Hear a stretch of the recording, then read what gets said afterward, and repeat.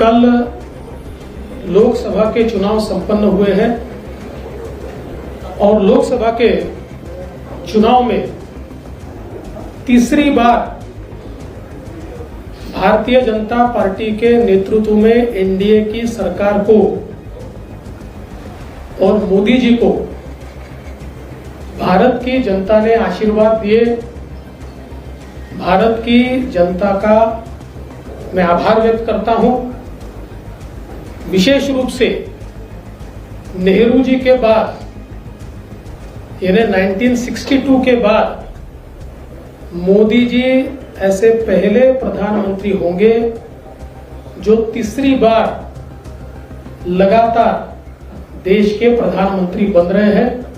एक नया रिकॉर्ड मोदी जी इस चुनाव में कायम कर रहे हैं। इसलिए महाराष्ट्र की ओर से मोदी जी का भी हम लोग आभार व्यक्त करते हैं। और उसके साथ साथ देश में अरुणाचल प्रदेश और उड़ीसा ये दो जगह की विधानसभाओं में लोगों ने भारतीय जनता पार्टी को पूर्ण बहुमत दिया, हमको चुनकर दिया। और आंध्र प्रदेश में चंद्रबाबू नायडू के नेतृत्व में एनडीए को पूर्ण बहुमत दिया। इसके लिए भी वहां के जनता का मैं बहुत बहुत आभार व्यक्त करता हूं। मैं ऐसा मानता हूं कि देश में अच्छे रिजल्ट यहां पर आए, लेकिन महाराष्ट्र में निश्चित रूप से कुछ कमी रही है। जिस प्रकार से 2014 में और 2019 में हम महाराष्ट्र को मोदी जी के पीछे खड़ा कर पाए, उसमें एक बड़ी कमी इस चुनाव में आई है। और भारतीय जनता पार्टी को जिस प्रकार की अपेक्षा थी उस प्रकार की सीटें इस चुनाव में नहीं मिल पाई।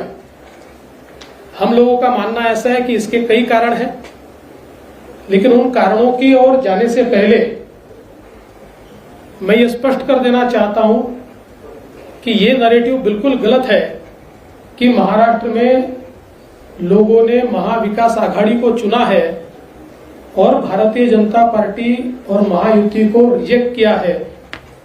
अगर हम आंकड़े देखें तो हमारे ध्यान में आएगा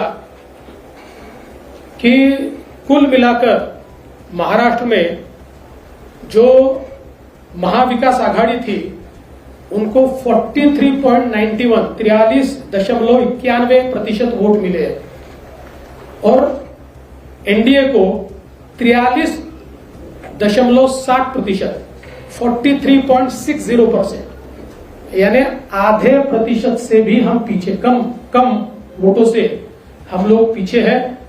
तो इसका मतलब यह है कि दोनों को लोगों ने समान वोट दिए हैं, कहीं पर भी हमको रिजेक्ट किया है, इस प्रकार की परिस्थिति नहीं है। अगर हम इसको वोटों में तब्दील करें तो महाविकास आघाड़ी को 2,50,00,000 वोट मिले हैं और हमें 2,48,00,000 वोट मिले हैं, यानी मात्र 2 लाख वोट हमको कम मिले हैं। लेकिन सीटों का अंतर इन 2 लाख वोटों का ऐसा है, या इस आधे दशमलव का ऐसा है कि महाविकास आघाड़ी को 30 सीटें मिली है और हमें मात्र 17 सीटें मिली है। अगर हम मुंबई का विचार करें तो मुंबई में महाविकास आघाड़ी को 4 सीटें मिली और हमें 2 सीटें मिली, लेकिन मुंबई में महाविकास आघाड़ी को 24 लाख वोट है और हमको 26 लाख वोट है। महाविकास आघाड़ी से 2 लाख वोट ये मुंबई में भारतीय जनता पार्टी और एनडीए ने ज्यादा लिए हुए। दूसरा, एक और चीज मैं कहना चाहता हूं कि 2019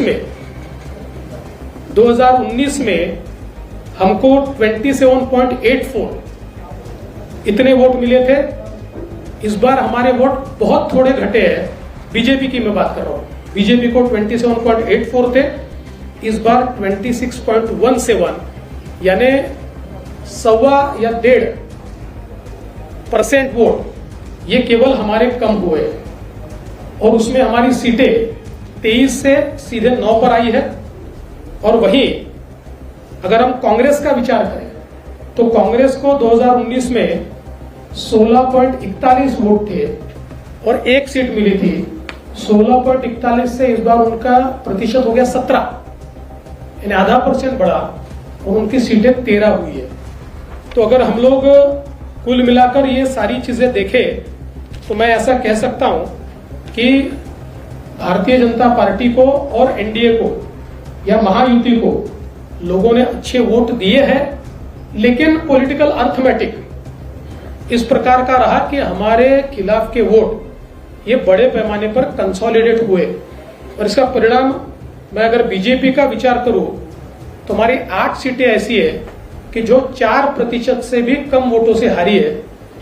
करीब 6 सीटें ऐसी है जिसमें 30,000 से कम मार्जिन से हम हारे हैं और 2,000 से 4,000 से 6,000 से हारने वाली भी सीटें हमारी है। तो मुझे ऐसा लगता है कि ये जो कंसोलिडेशन है इसको हम रोक नहीं पाए। कुल मिलाकर अगर हम इसका थोड़ा एनालिसिस भी करें तो महाराष्ट्र में महाविकास आघाड़ी की 3 पार्टियों के साथ साथ हमको एक नरेटिव के साथ भी लड़ना पड़ा और वो नरेटिव संविधान बदलने वाला नरेटिव था कि जिसने एक डैमेज हमको निश्चित रूप से किया है। इसको इफेक्टिव काउंटर हम कर रहे थे और हमको ऐसा लग रहा था कि हम इफेक्टिवली काउंटर कर रहे हैं, पर मुझे ऐसा लगता है कि हम इफेक्टिवली इसको काउंटर नहीं कर पाए, ये बात भी निश्चित है।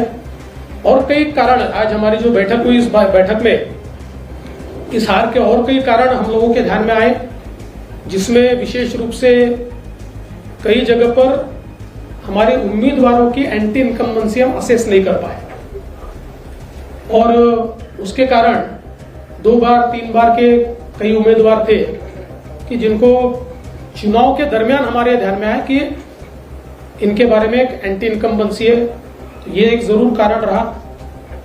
हमारा जो पैच का पट्टा है उसमें जो पैच के एक्सपोर्ट के बारे में डिसीजन थोड़ा लेट हुआ, डिसीजन तो हुआ लेकिन उससे पहले सरकार पैच खरीद रही थी, लेकिन नरेटिव एक बड़ा उसमें तैयार हुआ जो उन सीटों पर हमारे कुछ वोटों को कम किया उसने और उसका भी हम लोगों को प्रॉब्लम कुछ न कुछ पैमाने पर हुआ है।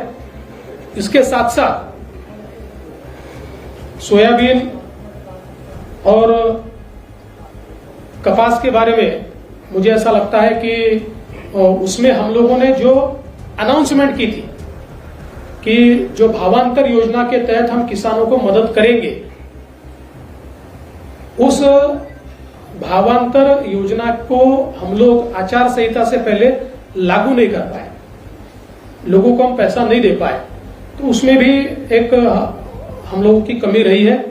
और इसके साथ साथ और भी कई कमियां हमारी हैं जिन कमियों के ऊपर हमने विचार किया और मुझे ऐसा लगता है कि इन कारणों के चलते कुछ सीटें हमारी निश्चित रूप से कम हुई। एक हम लोग बड़ा ब्रेनस्टॉर्मिंग भी इसके ऊपर करेंगे। अभी आज हमारे कई वरिष्ठ नेता नहीं पहुंच पाए क्योंकि कल रात देर रात तक काउंटिंग चली है। तो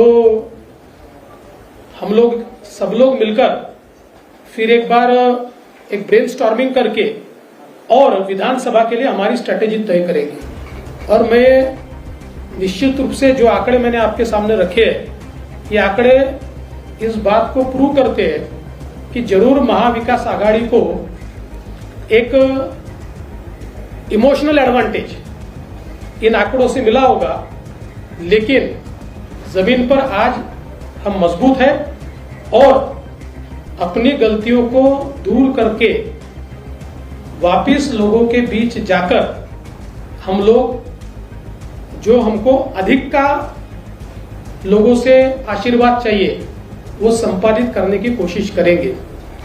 इस पूरे चुनाव में हमारे प्रदेश के अध्यक्ष बावनकुळे जी, हमारे मुंबई के अध्यक्ष आशीष शेलार जी, इन्होंने बहुत अच्छा काम किया है। मैं निश्चित रूप से उनकी प्रशंसा करता हूं। कार्यकर्ताओं ने भी जी जान से काम किया है।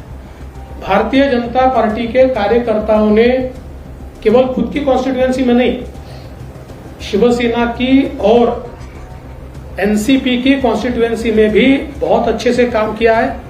हाँ, ये जरूर है, और जो मैं स्पष्ट रूप से मान्य करता हूं कि हमारे जो मित्र हैं उनके साथ नीचे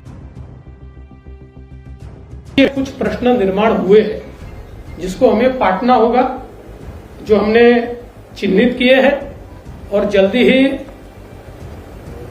हम लोग मुख्यमंत्री जी और उप मुख्यमंत्री जी के साथ बैठेंगे और बैठकर इसके ऊपर भी हम लोग निर्णय करेंगे।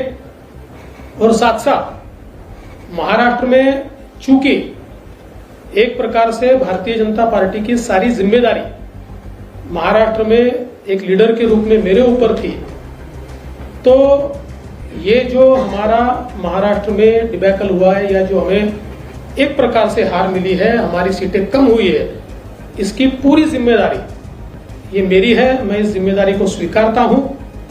कहां कमियां रही है उसको पूरा करने की कोशिश करूंगा। मैं भागने वाला आदमी तो हूं नहीं, और जोरों से मैदान में उतरूंगा और हमारी पूरी पार्टी को साथ में लेकर हम लोग वापस नई स्ट्रैटेजी तैयार करेंगे, और नई स्ट्रैटेजी तैयार करके हम लोग जनता के बीच जाएंगे। जनता का जो विश्वास है उस विश्वास को हम लोग संपादित करेंगे।